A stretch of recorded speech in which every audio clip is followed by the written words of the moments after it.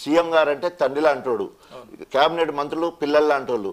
So తప్పకుండా చేర్పులు మార్పులు జరగాలన్నప్పుడు హామీలు ఇచ్చేటప్పుడు తప్పకుండా అది అజమాయిషి ఉంటుంది, పెద్ద మనిషి అజమాయిషి ఉంటుంది.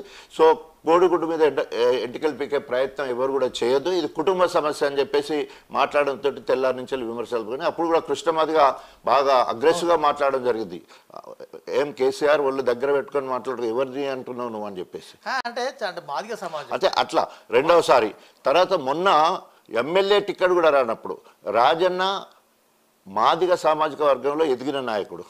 తెలంగాణ రాష్ట్రం ఏర్పడ్డ తర్వాత ఒకే ఒక్క మాదిగ ఉప ముఖ్యమంత్రిగా ఎదిగిన నాయకుడుగా ఉన్నాను. తర్వాత వచ్చిన కడెం శ్రీహరి బైన్లా, తర్వాత ఇప్పుడు బట్టి విక్రమార్క మాల దాసరి, తర్వాత అంతకుముందు రాజనరసింహ మోచి. అయితే ఇంట్లో ఆ 6-7 నెలలు అసలు సిసలైన మాదిగొని నేను ఒక్కొన్నే. అంటే అప్పటి నుండి ఇప్పటి వరకు మాదిగ ఎలివేషన్ లేదు, మాదిగ అస్తిత్వానికే ఉనికికే ఇక్కడ తెలంగాణలో ఉనికి కోల్పోయే పరిస్థితి ఉంది. ఆత్మగౌరవానికి దెబ్బపడ్డది. రాజన్న లాంటోడు నువ్వు నీకు ఆఖరికి నీ ఎమ్మెల్యే టికెట్ రాకపోతే నువ్వు ఏం చేస్తున్నావు అని చెప్పేసి దళితులు ఆగ్రహానికి గురైన వాస్తవం.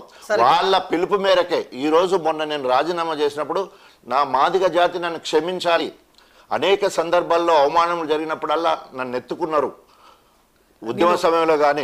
అయితే ఇన్నిటికీ నన్ను మన్నించాలని చెప్పేసి దళితాదులో మాదిగ సామాజిక వర్గానికి మన్నింపు కోరి రాజీనామా చేయడం జరిగింది. మీరు 10 ఏళ్ళు పదవిని అనుభవించారు, పదవిలో తులతూగారు, అధికార అనుభవాన్ని మీరు అధికార మైకంలో ఉన్నారు. ఐఎమ్ సేయింగ్ ఫ్రాంక్లీ, డిప్యూటీ సీఎంగా మీ పదవి పోయినప్పుడు మీరు కేసీఆర్ చేయన్నారు. ఆ తర్వాత మీకు మళ్ళీ టికెట్ ఇచ్చి మళ్ళీ క్యాబినెట్లో తీసుకున్నప్పుడు కూడా మళ్ళీ కేసీఆర్ నా దేవుడే అన్నారు. మొన్నటికి మొన్న మిమ్మల్ని ఎమ్మెల్యే కూడా రాజయ్య నాకు పనికిరాడు, ఎమ్మెల్యే అనే రాజయ్య నాకు అనర్హుడు అని కేసీఆర్ చీ అన్నా కూడా మళ్ళీ మీరు జై కేసీఆర్ అన్నారు. ఇప్పుడు మాదిగ సమాజం, తెలంగాణ సమాజం రాజన్నను ఎందుకు గుర్తుపెట్టుకోవాలి, ఎందుకు మీ వెంట ఉండాలి? ప్రజాస్వామ్యంలో రాజకీయ పార్టీలో ఉన్నప్పుడు ఆ రాజకీయ పార్టీ విధి విధానం గౌరవిస్తానులో ఉండాలి. ఆ విధి విధానాలు నచ్చనప్పుడు బయటికి రావాలి. సో నేను నిమిషానికి పార్టీలు మారే తత్వం కాదు. ఒక లక్ష్యం కోసము, తెలంగాణ అభివృద్ధి కోసము ఒక్కసారి అవకాశం, 2 సార్లు అవకాశం ఇవ్వడం జరిగింది. ఆ 2 సార్లు అవకాశం ఇచ్చినా కూడా అనుకున్న స్థాయిలో దళిత బహుజనులు ఎక్కడ కూడా బాగుపడలే. తర్వాత అనేక రకాలుగా బూర్జా మనస్తత్వం కనబడ్డది. సో ఈరోజు ఒక్కసారి కాంగ్రెస్ వచ్చిన ఈ 2 నెలల పాలన చూస్తే ప్రగతి భవన్ ఒక ఎస్సీ ఒక ఆదివాసి బిడ్డకు రెసిడెన్స్గా అలాట్ చేయడం జరిగింది. ముళ్ళ కంచెను తీసేయడం జరిగింది. రేవంత్ ఒక ముఖ్యమంత్రి తన ఇంటి కంచెల్లి పాలన కొనసాగిస్తూ ఉన్నాడు. ఏమంటారు, ప్రజలకు కలవడానికి అవకాశాన్ని ఏర్పాటు చేసింది.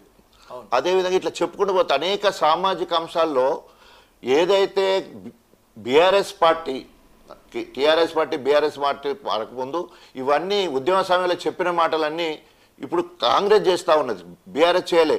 అక్కడ ధర్నా చౌక్ను ఎత్తివేయడం జరిగింది. అంటే ప్రజాస్వామ్యం ఎక్కడ కూడా మనల లేకుండా ఉండకుండా ఎక్కడికక్కడ నిరంకుశ పాలన చేయడం జరిగింది. దానికి పరాకాష్టే నేను రాజీనామా చేయడం. అంటే అదే అంటున్నా సార్, ఈ నిరంకుశత్వం, దురపాలన ఇవన్నీ రాజయ్యకు ఇప్పుడు ఎందుకు కనపడ్డాయి, అప్పుడు ఎందుకు కనపడలేదు అంటున్నా నేను. ఇప్పుడు మత్తడి పడాలంటే చెరువు నిండాలి కదా, అది 100% అంటారు. దాన్నే సాచురేషన్ పాయింట్ లేకపోతే బాయిలింగ్ పాయింట్ అంటారు. సో సరైన సమయంలో సరైన నిర్ణయం. సో నా దగ్గర నుంచే మొదలు కావాలి. ఆనాడు తెలంగాణ రాష్ట్రంలో మళ్ళీ ఉద్యమంలో తొలితలుతుంటే వచ్చిన ఈరోజు తెలంగాణ రాష్ట్రం ఏర్పడ్డ తర్వాత 10 సంవత్సరాల్లో చేయవలసినంత చేయలేదు. ప్రజలు తిరస్కరించిన తర్వాత నేను కూడా మారవలసిన అవసరం ఉంది. నా జాతి బిడ్డలందరూ కూడా నన్ను అసహించుకోక ముందే దాంట్లోకి వెళ్ళి బయటికి రావాలనే ఉద్దేశంతో మరి రాజీనామా చేసి బయటికి రావడం జరిగింది. ఇప్పుడు స్వేచ్ఛ ప్రపంచంలో ఉన్న నేను అందులో ఉన్నంతసేపు కబంధ హస్తాల్లో ఉన్నాను తప్ప ఆడ ఉన్న నా మాట్లాడడానికి అందులో ఉన్నంతసేపు ఆయనను పొగడడానికే సరిపోయింది. సో బయటకు వస్తానన్న ఫ్రీగా మాట్లాడవచ్చు అనే ఉద్దేశంతో రాజీనామా చేసి ఇప్పుడు ఫ్రీగా ఉన్నాను. ఇప్పుడు రాజీనామా చేసిన రాజయ్య ఫ్రీ బర్డ్ స్వేచ్ఛ ప్రపంచంలో విహరిస్తుంది ఇప్పుడు నేను. అలా ఉన్నంతసేపు కబంధ హస్తాల్లో ఉన్నాను. రైట్. ఒక్క క్వశ్చన్ ఆన్సర్ సార్, మీరు ఆన్సర్ చేస్తారనుకుంటున్నారా? అది పాతది కాకుండా డిప్యూటీ సీఎం ఇందాక చెప్పినారు కానీ అయినా మళ్ళీ అడుగుతున్నాను, డిప్యూటీ సీఎం పదవి నుంచి మిమ్మల్ని ఎందుకు తొలగించారు? ఇప్పటికైనా మీకు ఆన్సర్ దొరికిందా? ఇప్పటికీ దొరకలేదు. ఊహాగానాలు అంటే ఇప్పుడు చెప్పిన కదా అవినీతి ముద్ర వేశారు, ఇక మీ క్యారెక్టర్ అసెట్ చేశారు, రాజయ్య రాసలీలలు చిలిపి ఇలాంటి అందుకే పదవి పోయిందన్నారు. నిజమా ఇదంతా? ఇప్పుడు నేను చెప్పిన మీకు ఏకు మేకైతడు అని, దళితుడు ముఖ్యమంత్రి అంటే ఈరోజు ఉప ముఖ్యమంత్రి ముఖ్యమంత్రి కంటే ఎక్కువ తిరుగుతున్నాడు. ఒక్కొక్క జిల్లాకు దాదాపు 6 నుండి 8 సార్లు, ఖమ్మం లాంటి జిల్లాకు 12 సార్లు పోవడం జరిగింది. ప్రజల నుండి విపరీతమైన ఆదరణ వస్తూ ఉన్నది. తర్వాత క్షేత్రస్థాయిలో బాగా తిరుగుతున్నాడు. పేపర్ కవరేజ్ ఎక్కువ వస్తుంది, టీవీ కవరేజ్, మీడియా కవరేజ్ ఎక్కువ వస్తుంది. ఇవన్నీ చూస్తే ముఖ్యమంత్రి ఎవరు, ఉప ముఖ్యమంత్రి ఎవరు అనే ఆలోచన వస్తూ ఉన్నది. Intelligence report, central intelligence report చూసిన తర్వాత ఇట్లా చేశారు. సో ఎందుకు, నేను చెప్పేది ఒకటి ఉంది మీ ప్రశ్నకు, ఇంత మంచిగా రాజయ్య పాలన చేస్తుంటే ఎందుకు ఆయనను బర్దరఫ్ చేసింది అనేది ఇప్పటికి కూడా 1000 కోట్ల ప్రశ్నే. కారణం ఏంటంటే అప్పుడు అరే గింత మంచి ప్రజలందరూ కూడా ఏంటి, గింత బాగా పనిచేస్తుంటే ఎందుకు తీసేస్తారు, ఇసుకలో నుండి తైలం తీయొచ్చని అనేక కారణాలు వెతికే ప్రయత్నం ప్రతి ఒక్కరు కూడా.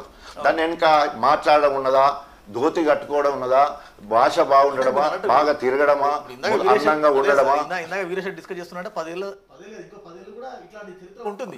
తప్పకుండా మరి ఏం చేద్దాం చెప్పి తీసేసిన పరిస్థితి అట్లాంటిది.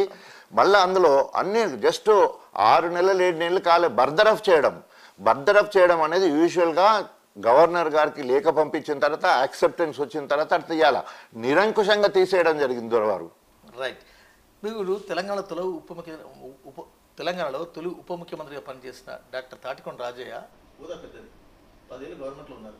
మళ్ళీ మీకు మూడోసారి ఎందుకు టికెట్ ఇవ్వలేదు? కేసీఆర్ చెప్పిన మాట, కడియం శ్రీహరి చెప్పిన మాట. 2014లో రాజయ్య కడియం శ్రీహరి ఇద్దరం టికెట్ అడిగినాం, రాజయ్యకే ఇచ్చిండ్రు. 2018లో ఇద్దరు టికెట్ అడిగినాం, రాజయ్యకే ఇచ్చిండ్రు. 23లో కూడా ఇద్దరం టికెట్ అడుగుతున్నాం, రాజయ్యకి ఇస్తే నేను కాంగ్రెస్కి పోతా అని చెప్పేసి సీఎంను బ్లాక్మెయిల్ చేయడం జరిగింది. 100%. ఆ భాష మీటింగ్లలో కడియం శ్రీహరి చెప్పిండు, తర్వాత కేటీఆర్ గారు చెప్పిండు, హరీష్ రావు గారి దగ్గర నాకు ఎందుకు కేటీఆర్ 100% రాజీనామా చేసుకో, ఆ ముసలాయనతోటి ముసలాయన పోతాడు, నువ్వు మంచిగా చేసుకోపో, నువ్వు ఏం మాట్లాడకు, నువ్వు పని చేసుకో అని చెప్పి ఆయన అమెరికా వెళ్ళిపోయాడు. సో ఈయన ఇక్కడ అనౌన్స్ చేసి మొదలుపెట్టి నన్ను హరీష్ రావు దగ్గరికి మధ్యవర్తిగా పెట్టిండ్రు. కేసీఆర్ చూసడానికి అవకాశం లేదు. మొత్తం ఆ రోజు నుంచి ఈ రోజు వరకు కలవడం లేదు. ఓ డిప్యూటీ సీఎంకి టికెట్ ఇవ్వనప్పుడు ఓదార్చవలసిన బాధ్యత ముఖ్యమంత్రి గారి మీద ఉండాలి. ఎందుకంటే 4 సార్లు ఎమ్మెల్యే గెలిచాను, డిప్యూటీ సీఎం ఉన్నాను, త్యాగం చేసి వచ్చాను. నేను సచ్చే వరకు నాకు టికెట్ ఇవ్వాలి. నువ్వు 117 మందికి టికెట్లు ఇచ్చినావు, అందరు గెలుతారని ఇచ్చినావా? నేను ఓడిపోతానైనా కూడా నాకు ఇవ్వాలి. నా చరిత్ర అట్లా ఉన్నది. మాదిగ సామాజిక వర్గంలో ఉన్నాను, అంతేకాకుండా త్యాగం చేసి నీ ఎంబడి ఉన్నాను, నేను దేవుడు అంటున్నా. మరి ఆ పరిస్థితుల్లో నువ్వు కట్ చేసే ఎందుకంటే హరీష్ రావుతో మాట్లాడు, నేను సార్ని కలుస్తాను, నేనంటే కలుస్తానికి లేదు, రాజేశ్వర రెడ్డి హరీష్ రావుడు కలవాలి అని చెప్పాడు. ఇన్ఫర్మేషన్ ఏమో రాజేశ్వర రెడ్డి ద్వారా నేను సీఎంకి పంపిస్తే హరీష్ రావుతో కలవమని చెప్పేసి పల్ల రాజేశ్వర రెడ్డి చెప్పిండు, ఇట్లా సార్ చెప్పాడు. ఆడికి పోయిన తర్వాత ఆయన మాట్లాడి ఇదే రైతు సమితి ఇస్తాము, ఎమ్మెల్సీ ఇస్తాము, మంత్రి ఇచ్చేస్తాము సార్ చెప్పాడు. సార్ ఎందుకో మొండిగా ప్రయత్నం, రాజా నీకు తెలుసు కదా, నేను మొదటి నుంచి నీతోనున్నా, నీ ఎదుగుదలలో నేనున్నా, నీ త్యాగంలో నేనున్నా, నేను నెంబర్ 1 నేను నువ్వే అంటే కావాలంటాను. కానీ ఆయన పెద్ద అంటే ఆయన ఏం బ్లాక్మెయిల్ చేసిండో ఏం చేసినా రాజాగారు మీరు త్యాగం అంటున్నారు, నేను మోసం అంటున్నా. మీరు త్యాగం చేశారు ఓకే, కానీ మీరు పార్టీలకు మోసం చేశారు అని ఒక ఆరోపణ. అంటే ఇప్పుడు ఎప్పుడైనా కూడా ఎట్లా ఉంటుంది అంటే కన్న తల్లి లాంటి కాంగ్రెస్ని వదిలిపెట్టిందని కాంగ్రెస్ వాళ్ళు తిడతారు. ఎందుకంటే అది వదిలిపెట్టేసి నేను ఉద్యమ పార్టీకి పోయినాను కదా, ఉద్యమ పార్టీకి పోయి తెలంగాణ దేశ సుంకాలు అనుకోండి, లేకపోతే ఏదో అనుకున్న మొత్తం తెలంగాణ బాగుపడాలనే ఆలోచన అప్పుడున్న ప్రజల మూడు మీకు అందరు కూడా తెలుసు. సో ప్రజల అభిష్టానికి నిర్ణయం తీసుకొని పోయినా. ఎస్ 100% డెఫినెట్గా ఆనాడు సదాలక్ష్మికి ఒక పేరు ఉండే ఉంటే అప్పుడు ఇంకా తెలంగాణ రాలే. తప్పకుండా నాకు ఒక పేరు ఉండాలని అనుకున్నా. అప్పుడు తెలంగాణ వస్తుందని 2011